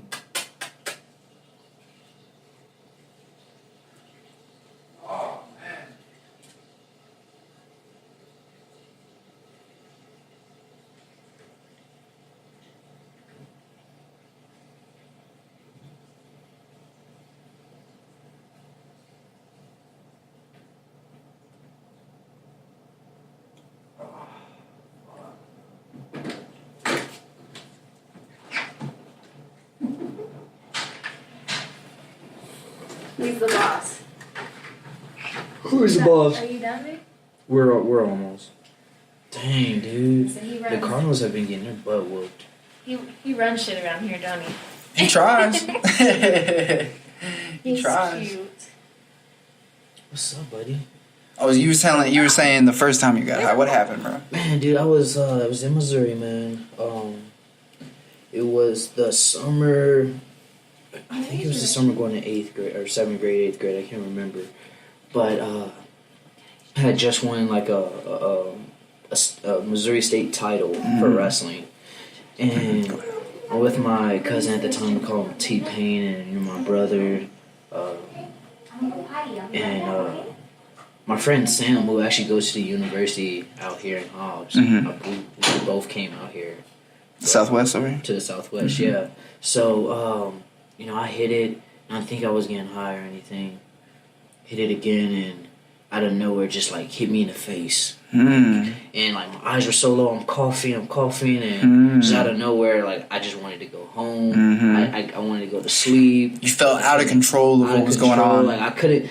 That's what it was basically. I couldn't control how I was feeling. Like I couldn't turn it right off. I couldn't like. As you get older, if you become a smoker, you could turn it on and off, right? But I couldn't. Yeah, sometimes I catch myself, Yeah, the fact I couldn't control it. And I was like, you know what? I can't function right now. I just want to go home. I want this to end. So, I want it to be over. I asked my cousin if he could take me home. I went to my house, and I stared at the ceiling in my bed. I think, it's the first time when people feel like, I'm out of control right now, and I don't like that. I've never not been in control of how I feel. And I've met a guy that says, hey, man, try every drug once. I've never done it. But he says, try every drug once. And I wanted to think about what he said. That's how if you know it's for you. Oh, whenever you're sitting there high? That's what you were thinking of? Yeah, I'm like, try every drug once. And I'm like, I don't know if I want to try this ever again. Yeah. Oh, I remember saying that out loud the first time I got high, bro. Yeah, I don't know if I want to try this ever again. And the fact that times where you're just like, please, Lord, take this away. Yeah, I just wanted to be over. You start to pray and stuff. Yeah. You're like, God, please, I would never do this ever again. Yeah, just for it to be over. And then a week later, you're doing it again. Bro, the first time I got high, it was at the trailer, so you know the trailer. Oh, yeah. Fucking... We had memories at the trailer. Okay, so... How's your mom doing, buddy? Oh, she's good, bro. She's got a house in town and everything. She's got a oil field job. She's making like $28 an hour. My youngest sister's graduating, and my middle sister, she's actually going to rehab pretty soon. Oh, really? Yeah, but so she's about to turn it around and everything. But she dipped off for a little bit, but she's good now. Hopefully she's getting there. But everybody's good, yeah. But okay, so I'm sitting there in the living room, and we have this TV in there at the time, and I'm playing like Madden. Like I have Madden in there or whatever, and I have this little raw roller. It's like an automatic roller. So you put the weed in there, and then you feed the paper in there and roll it, and then you lick it, and then it rolls it for you. So I smoked the whole joint. It was that what you're talking about? Yeah, I smoked the whole joint, bro, by myself. This is the first time I had ever smoked. Like, this is the second time I ever smoked. The first time I ever smoked, I hit like somebody's pipe at a party while I was drinking, so I was cross-faded because I was playing beer pong. I just left. So this is the first time I just experienced cannabis. Whoa. So I'm sitting there and I smoke it and I'm chilling, I'm listening to music. And by the time I put it out, I like go to play and it feels like, okay, you know how usually whenever you're existing, you're like up here? It feels like you're up here. Yeah. It felt like I was like in the back of my head. Like I was looking at everything and I could see my lap and my chest and shoulders and I was like, what the fuck is going? And I could see like my hands. So it looked like I was controlling me and me was controlling him. Sure. And he was I was trying to play cornerback. I was playing my career mode. I got a pick though. I don't know how I got it. I got a pick though. I got it right. I got a pick and took that shit to the house. It took a while for me to really accept that. Yeah. Really accept it. I think it was the third time when I finally was like, this is it. Yeah. Because after I stopped playing Madden, I was like, I need to go lay down. I was just sitting in complete blackness. And I could see like the outlines of things and it looked like they were sketched on. You ever see like a sketch and it kind of vibrates? I was like, man, I ain't never doing this shit again. I wonder if I got laced. And then the next day I rolled up another one.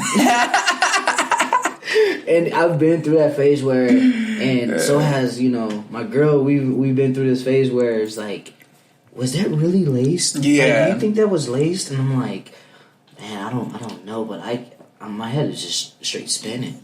It's weird now because, okay, before I did any psychedelics, like, no matter how many blunts I smoked or bongs I ripped, I didn't get to a point where I felt uncomfortable anymore. Yeah. Because I smoked so much. I would smoke, like, when we first met, bro, I smoked, like, all day, every day. Dude, you don't have to tell me, I know. Bro, I chiefed back then. And it was on the bong. I mean, you had them strong. Oh, bro.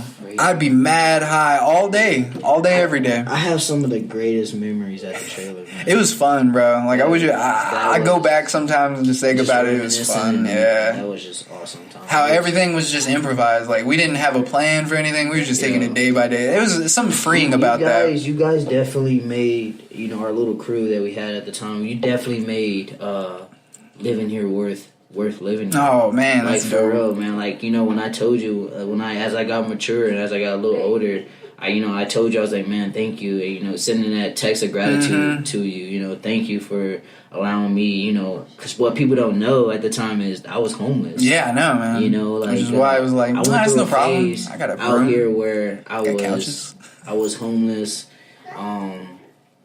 We had just got out of our apartment, and it was hard for us college students to get an apartment. So we're bunking at just people's houses or bunking in their little car. And what it was, man, is you helped us out so much in that time, and I'm forever grateful. Oh, bro, it's no problem. I couldn't let y'all be sleeping in y'all's cars outside. I had couches in a room and stuff. So a lot of people were okay with that. I mean, it's a hard life. Oh, yeah. Once we think about it, it's hard to make an honest penny, and it don't stop, yo. It never gets easier. Yeah, you're always facing adversity every day. It's always a hard obstacle you're facing every day. Even waking up is an obstacle. Yeah, just getting out of bed. Just getting out of bed and tacking on a day. Oh, what could I do? That's why I like having an agenda. I like having a schedule too. So. But at the same time, there's this part of me that's like, fuck, why can't I just do shit when I want to do it? But whenever I follow that voice, I feel bored all day and it's not fulfilling. And I'm like, fuck, I didn't do anything. Like you wasted a day. I go between feeling like I didn't do shit and was bored, or I did too much and now I'm tired. Yeah. There's no in the middle of just feeling, I'm okay. Today was like a really good day, actually. Probably the best. Yeah. You know what? The only time, and I might be selfish, but the only time I ever seen like that, man, I didn't waste my days when I'm hunting. Yeah? It's because you can't. I mean, man, everything has a purpose, you know what I'm saying? It has a purpose, man. And it's just you, like, okay. I tried to hold on, let me see. Is that illegal in Colorado? Yeah. Well, it's decriminalized now, so. Well, you can buy it at a dispensary now. Really? Shrooms. Word? Yes. I thought they just decriminalized them.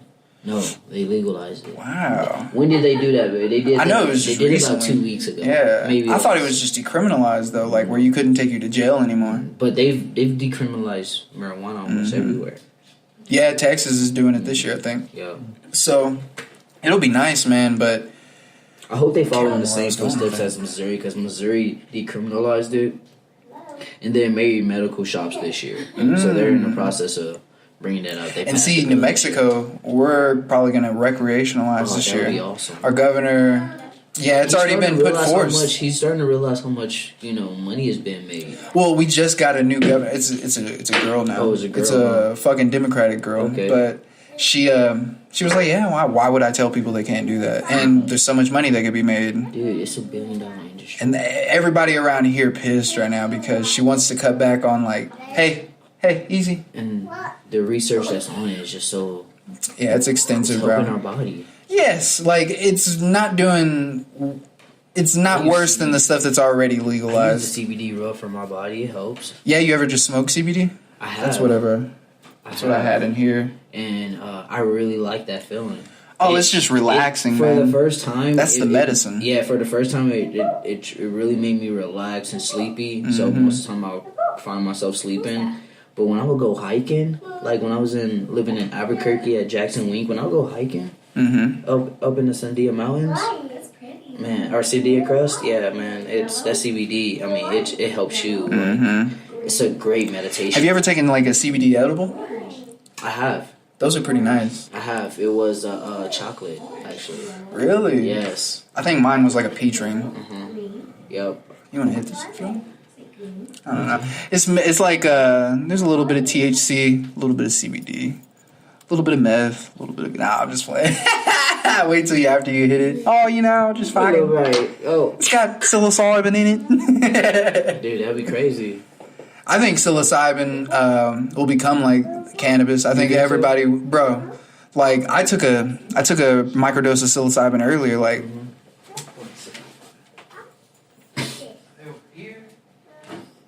Yeah. No way. Yeah, way, bro. So I'm telling you, like, whenever I did do that, yeah, I got a lot, man. A lot. And from what I've noticed, that's what I take because I'm so scared of like CTE and like what damage I've done to my brain. I know psilocybin is proven it helps your visual cortex. You could see a little better. You could your sex drive goes up, and it reopens connections in your brain maybe that you didn't have. Wow. So it rewires the brain, the way your brain works. Fires, basically. Wow. So my thinking, I don't know if this is true, you know what I'm saying? This is just my experiment on myself. I don't recommend anybody else doing it, but a microdose, I think, and not only that, I also have like lion's mane. I don't know if you've heard of lion's mane or anything. I have this, let me see. I think fungus. Ooh, it's fungus? I think fungus. Is it a fungus base? Where's your ears? Ears? Eyes? So. Where's your mouth? Mouth. Good job. Mouth. So this one right here, and it's by Four Sigmatic. They talk about it on Joe Rogan a lot. But, and that's the little box, the little gift box you get, right? Or? Well, this is the one that I got. So this is just a mushroom blend of 10 different mushrooms. It comes with like rose hips, chaga mushroom, which is good for your immune and system. What do you do? Like you just put it in a tea or? Yeah, so I put it in coffee. It has to be like a warm drink. That way it extracts out into the drink. Course, but I'll put that in coffee, tea, or whatever. And then lion's mane. Where you get that from? I got this from Four Sigmatic right here. See that? Yeah. That's the name of the company. I think fungus is our ancestors. I think those are what started life here on this planet because spores and stuff can survive in the vacuum of space. And mushrooms have had their, like fungus and stuff, they've had their, the way they look for millions, trillions of years, bro. I think that's what started life here on Earth. And I think we evolved into these evolved funguses. That's actually a dope way to look at that. Watching like mushrooms grow, like it starts off with like the mold, the white stuff. The way it moves, man, you could tell they've been here for a while and they got their shit down. And they move probably pretty slowly, huh? No, they move fast, really? Bro. Compared to like everything else, that it takes a baby 9 months. You know what I'm saying? Yeah. But in 9 months, a fungus could. Okay, so it could take a week for a spore to germinate. So it starts eating, it needs trash, basically, like seeds or popcorn or just some kind of substrate. Starts off with that, and then it'll probably take 3 weeks for it to envelop everything that's in there. When it's like that, then you want to break it up, put it in like manure, that way it has more nutrients. And they breathe oxygen and breathe out carbon dioxide like we do. Funguses do. So what you want to do... that is a... Wow. Bro, they're more like animals than they are plants. Yeah. And I think that they're our ancestors. That's a great way of looking at that. There's a theory out there called the stoned ape theory by Terence McKenna, but he basically thinks that whenever Pangea was splitting, it kind of ripped up the jungle and made the plains, and so these monkey type things, chimpanzee type things, had to come out of the trees and they had to start walking, you know what I'm saying? So they're flipping over cow patties looking for bugs. They find these little mushrooms and they eat them, and it makes you see better. It makes you think about life. You think about it, mushrooms are one of the healthiest foods you can take in. It's really not even, it's good protein. Yeah. It's a good source of energy. I eat mushrooms back to back. Yeah. It's a good source of energy just to live on. And if not only just living on these, but When I'm on mushrooms, I'm in the fucking zone. Like, if you're on the lookout for big cats, you know what I'm saying? Say you're like a chimpanzee that lived back then. You're looking out for leopards, jaguars, and stuff like that. So you're probably going to see them faster. Whatever. You're going to want to fuck more because of your sex drive. But he thinks this is how the human's brain doubled in the amount of time that it doubled because of psilocybin. How fast did it? Yeah. I think mushrooms want to communicate with you, but the only way they can is if you eat them. You have to eat them, and then they can communicate. That's why you hit that sucker. That's why I think that they're our ancestors, and they want to teach us. Teach us how the world is back then, how it is now, and how it's going to be. Yeah, I think they're tapped. Their life too, you know what I'm saying? I think they're tapped into that. They're just a mushroom, you know what I'm saying? They're just eating. They don't got bills. They don't get caught up with all the bullshit we do. They know what life is. That's true. And I think they try and communicate. Hey, it's gonna be okay. You're kind of a shitty person, but you don't have to be. On me, dude. On me. Fuck, bro.